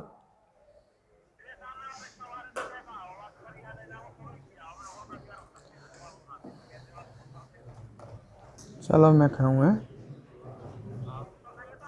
थोड़ी बहुत देर में आ जाऊँ मैं, 4:15 बजे तक। हाँ भाई, तो नैका दिन ने पढ़ाई पे ध्यान दे लो, ठीक है? और इन लापरवाही ने अब समय रहते जितनी जल्दी छोड़ देगा ना उतनी बढ़िया रहेंगी, क्योंकि अब धीरे धीरे टाइम घट तो चलेगा। आपको पता ही है 3.5 महीने हैं, और 3.5 महीने जब इतना समय निकल गया है तो ये भी बहुत जल्दी निकल जाएंगे, और तुम केवल मौज और मस्ती में रह जाओगे। सही है? परसेंटेज बढ़िया नहीं बना पाएगा, पास भी हो गया तो। और वो पास वालों की आजकल वैल्यू नहीं है। मैंने तुम्हें कहा है, एक वैकेंसी पर हज़ारों फॉर्म पहुंचते हैं, तो टॉपर लगते हैं, पास टॉपर, जो टॉपर स्टूडेंट है ना वो सेलेक्ट होते हैं उन नौकरियों पर। और दिमाग में बैठा लो, पढ़ाई केवल नौकरी के लिए की जा रही है। घर वालों को पैसा खर्च करने का शौक नहीं है कि कहीं ढकेल लगाने में डेकोन विधि काम आएगी। देख ले, बाको अर्थ नहीं निकाल रहा कि मैं क्या कहना चाह रहा हूँ। या पढ़ा क्यों रहे हैं? क्योंकि जो कंपटीशन आगे तू देगा उनमें ये काम आएगी। तो उनके पढ़ाने का उद्देश्य, वो इतनी फीस केवल इसी वजह से खर्च कर रहे हैं कि ताकि तेरी नौकरी लग सके। सीधी सी बात है, और कोई उद्देश्य से खर्च नहीं कर रहे हैं। केवल यही उद्देश्य है कि और कोई उद्देश्य हैगा उनको कि वे कभी नहीं सोचेगा कोई बात ना पढ़ लिख तो ले, पीछे ढकेल लगा लीजिए। समझ रहे हो? तो उनका एक ही उद्देश्य है कि तू पढ़े। और यहाँ आकर के वो केवल उन क्या सोच है, घर पे क्या सोच रहे होंगे इस समय कि विद्यालय गया है और पढ़ने गया है, विद्यालय पढ़ने गया है, सब ये सोचते हैं। पर उनका पता है कि पूरे दिन यहाँ मौज मारी है, यहाँ पे ना पढ़ो कछु ही। और पर डे की औसत जिस हिसाब से क्लास लग रही है, पर डे की औसत कम से कम 50 रुपये तो आती है। और 50 रुपये ने डेली मौज मस्ती मार के उड़ा जाए तो पते लगेंगे आगे कभी, जब 50 रुपये कमाने की स्थिति आएगी, जब तुझे पड़ेंगे कमाने, उसमें ये पढ़ेंगे कि एक दिन में 50 रुपये कैसे कमाए जाएं। अभी थोड़ी पता है, अभी तो आराम से, और वो दिख थोड़ी रहे फीस दिए, और फीस तो हर कोई देता है। तब वो फीस दे रहे हैं तो वो तेरे पे खर्च कर रहे हैं। तो अपने आप पे सुधार लेगा, कैसा मौज ही मारेगा, मौज ही मार लो। ठीक है, एक सीधी सी बात है, पढ़ाई तुम्हारे लिए कर रहे हो, कछु लगोगे तो तुम ही बनोगे, तुम्हारे गार्जियंस का, उनका भी भविष्य सुधर जाएगा। अगर तुम्हारी बढ़िया नौकरी लग जाती है तो तुम्हारा भी भविष्य सुधरेगा, और उन गार्जियंस का भी बुढ़ापा जो है वो बढ़िया कटेगा। और वो इतने पैसे भी खर्च करते हैं और केवल इसलिए कर रहे हैं वो कि ताकि तू बढ़िया, तेरा आगे का भविष्य बढ़िया हो और उनकी भी आगे का टाइम बढ़िया गुजर सके। और तू नहीं पढ़ेगा तो फिर वही स्थिति है, उनका भी आगे का समय दुखदाई होगा। है पढ़ने के यही समय है, 2-3 साल 4 साल, इनमें जो लगना है वो लग लेता है, और पीछे तो फिर टाइम वेस्टिंग चलती है। 4 साल 5 साल इनमें जो लगना है वो तो लग लेता है, और जो नहीं लगना होता है पीछे वो आपको फिर बागपेश भी नहीं खाती है।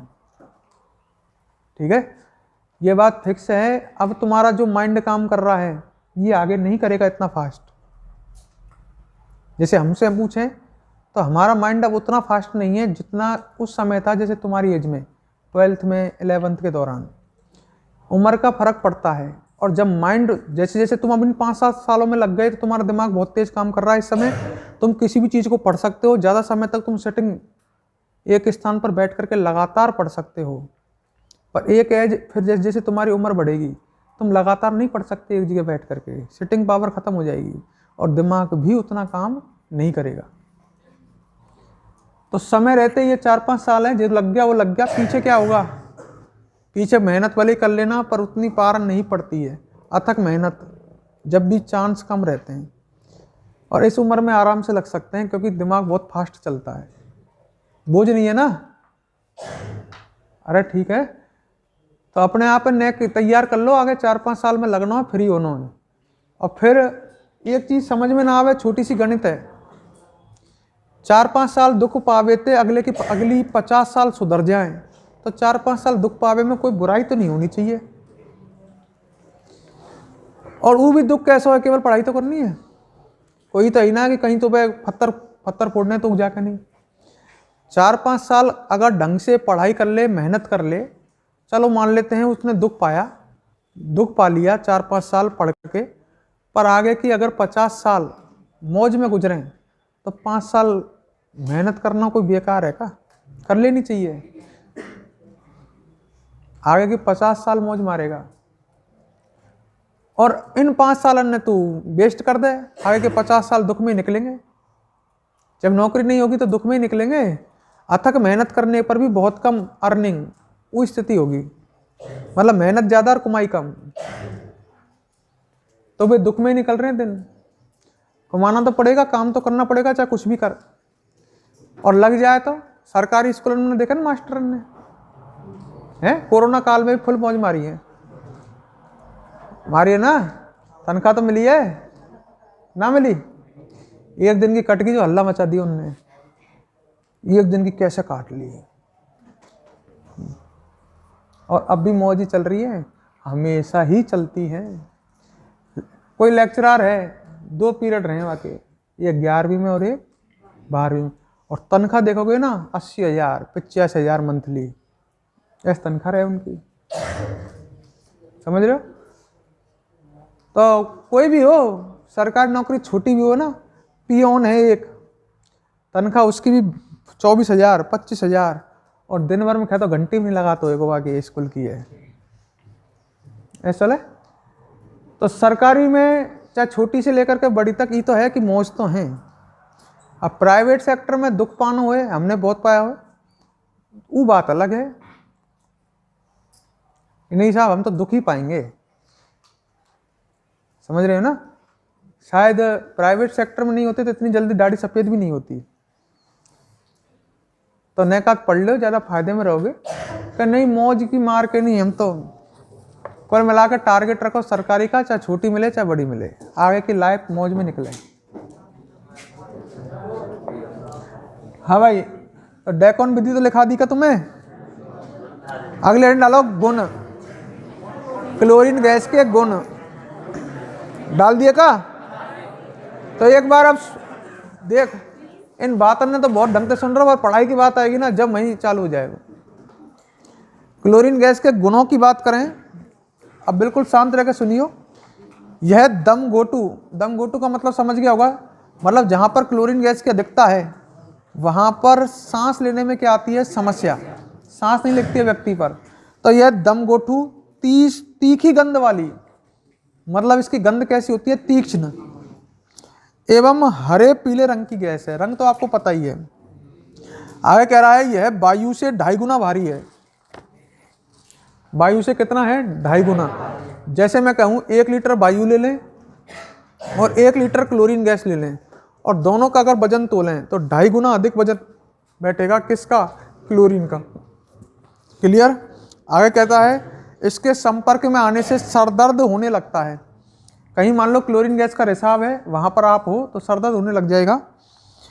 यह कार्बन टेट्रा क्लोराइड जैसे कार्बनिक विलायकों में विलय है, मतलब ये कार्बनिक विलायकों में घुल जाती है।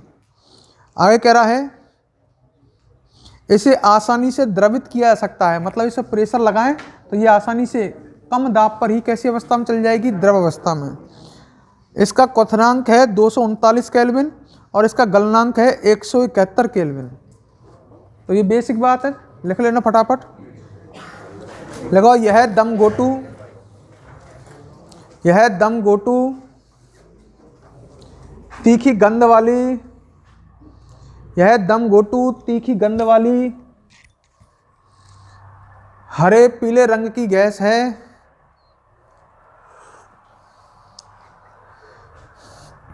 दम गोटू तीखी गंध वाली हरे पीले रंग की गैस है।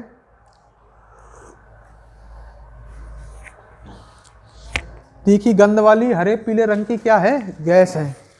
आगे लिखो यह वायु से 2.5 गुना भारी होती है। यह वायु से 2.5 गुना भारी होती है। वायु से 2.5 गुना भारी होती है। आगे लिखो इसके संपर्क में आने से, इसके संपर्क में आने से सरदर्द होने लगता है। इसके संपर्क में आने से सरदर्द होने लगता है।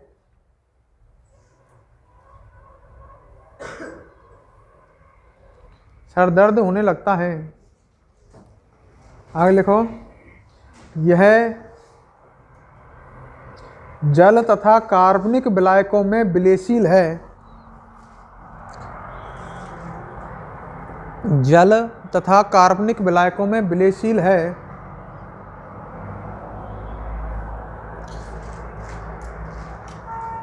आगे लिखो इसे आसानी से द्रवित किया जा सकता है। इसे आसानी से द्रवित किया जा सकता है। आगे लिखो, इसका क्वथनांक 239 केल्विन, 239 केल्विन व गलनांक 171 केल्विन है। क्वथनांक 239 केल्विन और गलनांक 171 केल्विन है। आगे लिखो, क्लोरीन अधिकांश धातुओं, गलनांक 171 केल्विन है। आगे लिखो, क्लोरीन अधिकांश धातुओं एवं अधातुओं, अधिकांश धातुओं एवं अधातुओं से तुरंत क्रिया करती है। अत्यंत क्रियाशील होती है ना ये, तुरंत क्रिया करती है। अधिकांश धातु और अधातुओं से तुरंत क्रिया करती है। अत्यंत क्रियाशील ही तो है ही, तो यहाँ की क्रिया कोई तो करा तुरंत क्रिया कर लेगी। यहाँ में कुछ रिएक्शन है, जैसे Fe की अभिक्रिया अगर क्लोरीन से कराएं तो आप आइडिया लगा सकते हो, FeCl3 बनेगा। क्या बनेगा? FeCl3। सही है। अरे हैलाइड बनेंगे है ना। Al की अभिक्रिया अगर आप क्लोरीन से कराओगे तो क्या बनेगा? AlCl3। AlCl3 सही है का? अच्छा, अगर मैं जिंक की अभिक्रिया कराऊं क्लोरीन से क्या बनेगा? ZnCl2। तो ये ऐसी ना है रिएक्शन, कोई हमें याद करनी पड़ेंगी। अच्छा, कॉपर की अभिक्रिया कराऊं तो Cl2 से CuCl2, Sn की कराऊं तो SnCl2। सब रिएक्शन आसानी से याद हो सकती हैं। अच्छा, सल्फर की कराएं तो S8+4C। अब तक तो सब धातु है का, अब कौन आ गई या अधातु, तो बनेगा H2Cl2। ये एक द्विलक है, HCl का क्या है, ये एक द्विलक। अच्छा, अगर फास्फोरस की अभिक्रिया कराएं Cl2 से तो PCl5 बनेगा। क्या बनेगा? PCl5। बैलेंस करने के लिए 4 लगा दिया। ये सब अधातु है का। और लिख देता हूं बोरोन की अभिक्रिया, बात मत करे। बोरोन की अभिक्रिया अगर क्लोरीन से कराएं, 2 बोरोन प्लस 3 Cl2 का बनेगा BCl3। ये सब अधातु ही है का सब। एंटीमनी ये उपधातु है, SbCl3 बनेगा। तो ये अधिकांश धातु अधातुओं से क्या कर लेती है? क्रिया। और हैलाइड बनावे आसानी से क्या करती है? क्रिया। नोट करें।